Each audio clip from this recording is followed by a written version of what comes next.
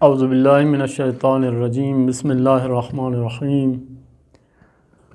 الحمد للہ رب العالمین الصلاۃ والسلام علی رسولہ وآلہ الطیبین الطاہرین المعصومین۔ معارف قرآن کے سلسلے کا آج تیسرا مرحلہ بیان کرنے جا رہے ہیں۔ قرآن مجید کے تیسرے پارے کے اندر جو آیات ہیں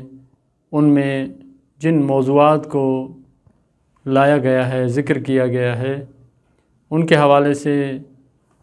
گفتگو کی جا رہی ہے۔ آج ہم تیسرے پارے کو بیان کریں گے۔ تیسرا پارہ 125 آیات پر مشتمل ہے، جس میں 33 آیات سورہ بقرہ کی اور 92 آیات سورہ آل عمران کی ہیں۔ سورہ بقرہ کی 33 آیات کے اندر جن موضوعات کو بیان کیا گیا ہے ان میں سے مہم ترین موضوع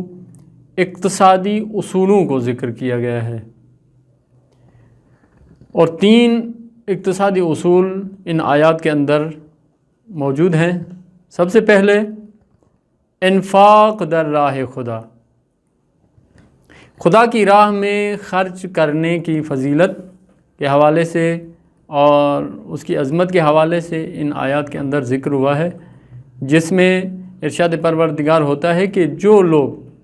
خدا کی راہ میں خرچ کرتے ہیں کمثل حبۃ انبتت سبع سنابل، خدا کی راہ میں خرچ کرنا اس طرح ہے کہ ایک انسان ایک دانہ زمین میں بوتا ہے اور اس ایک دانے سے 7 سٹے باہر آتے ہیں، اور ہر ایک سٹے میں 100 دانے ہوتے ہیں۔ تو اس کا مطلب یہ ہے کہ ایک دانے کے بدلے میں خداوند متعال 700 دانے عطا فرماتا ہے، اور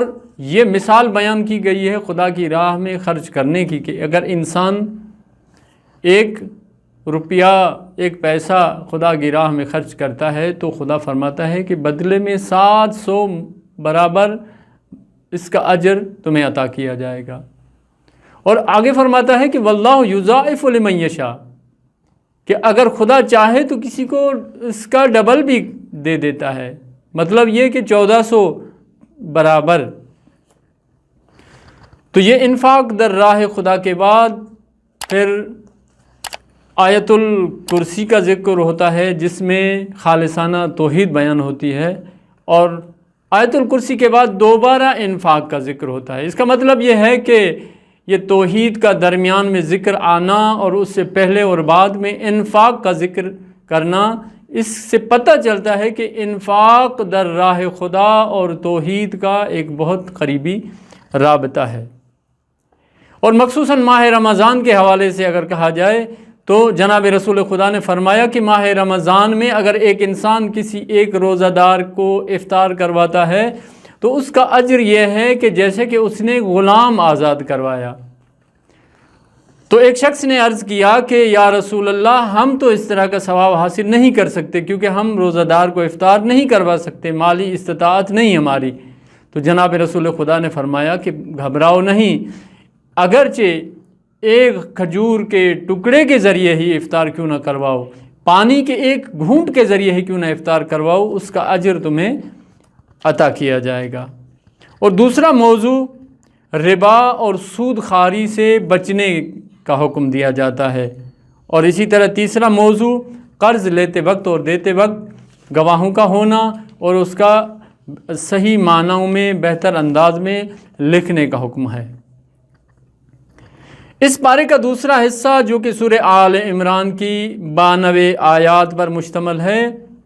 جس میں پہلی 6 آیات میں آسمانی کتب کی فضیلت کو بیان کیا گیا ہے اور قرآن کو بے عنوان فرقان تعارف کروایا گیا ہے۔ اس کے بعد دشمن شناسی کے حوالے سے گفتگو کی گئی ہے کہ انسان کے 3 طرح کے دشمن بتائے گئے ہیں، ایک منافقین، اور دوسرا کفار، اور تیسرا مشرک اہل کتاب۔ تو یہ موضوعات ہیں اس پارے کے اندر جو سورہ آل عمران کی 92 آیات کے اندر آئے ہیں۔ امید کرتے ہیں کہ انشاءاللہ مومنین قرآن کی تلاوت کے ساتھ ساتھ اس کی آیات میں تدبر بھی کریں گے، اور آیات کے اندر جو مضامین ہیں اس پر عمل پیرا ہو کر خدا کی بارگاہ میں سرخرو ہوں گے۔ والسلام علیکم ورحمۃ اللہ وبرکاتہ۔